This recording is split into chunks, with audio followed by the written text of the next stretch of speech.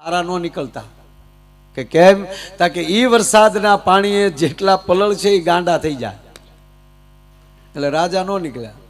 ગામ પલ્યું આખું ગામ ગાંડું થઈ ગયું આખું ગામ ગાંડું થઈ ગયું પછી રાજા નીકળ્યા એટલે આખા ગામે રાજાને કીધું કે જો ગાંડો જાય જો ગાંડો જાય રાજાને નાવું પીડ્યું બોલો ચાલો હોની હેરખ્યા થઈ જાય નહીતર આમાં આપણે નો ખાગળ માત્રા એની વધારે છે એના ઉપર આધાર છે જ્યાં ધર્મની માત્રા વધી જાય છે ત્યારે ઈશ્વર નજીક આવતો હોય છે ત્યારે અધર્મની માત્રા વધી જતી હોય છે ત્યારે ઈશ્વર દૂર વયો જતો હોય છે એક ભાઈ મને હમણાં પૂછ્યું મેં દાદા કે તમે બધા ભગવાનની વાતો કરો છો કથાકારો સંતો આ બધા જે પરમાત્માની વાત કરે માતાજીની વાત કરે મહાદેવની વાત કરે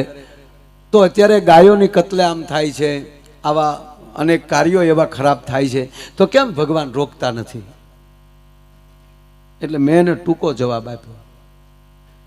કે તમે માની લો શિક્ષક છો તમારો વાલો વિદ્યાર્થી જો બધા વિદ્યાર્થી વાલા પણ અમુક નજીકથી વાલો હોય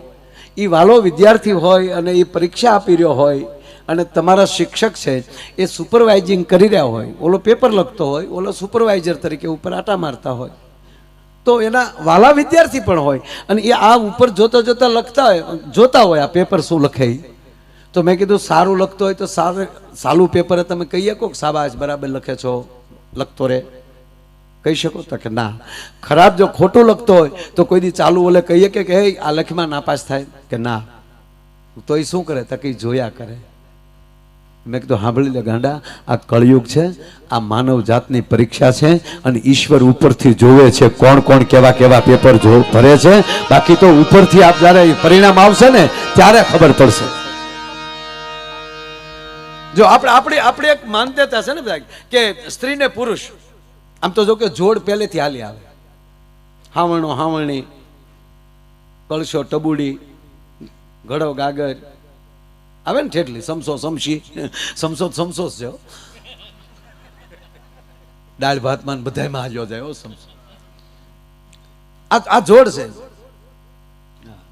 હાવણો હાવણી એ જોવા જેવા બોલો હાવણીથી બેનો જે હોય ને તો એ રૂમ વાળશે રસોડું વાળશે ઓસરી વાળશે વધી વધીને બે પગીચ્છા જ્યાંલી હાવણી પાછી વળશે એ ફળિયામ નહીં હાલે ફળિયામાં હાવણા ફળિયું વાળે ગમાણ વાળે કોકની હેરીમાં આટો મારી આવે ને પછી ઊંધે કાંઈ ગમાણમાં પીડ્યો હોય બોલો અરે પાછું બાયુને હાવણા ઉપર દાજ્યું કેવી જો હાવણીને વાળતા વાળતા કોઈ દે ઊંધી ઠપકારી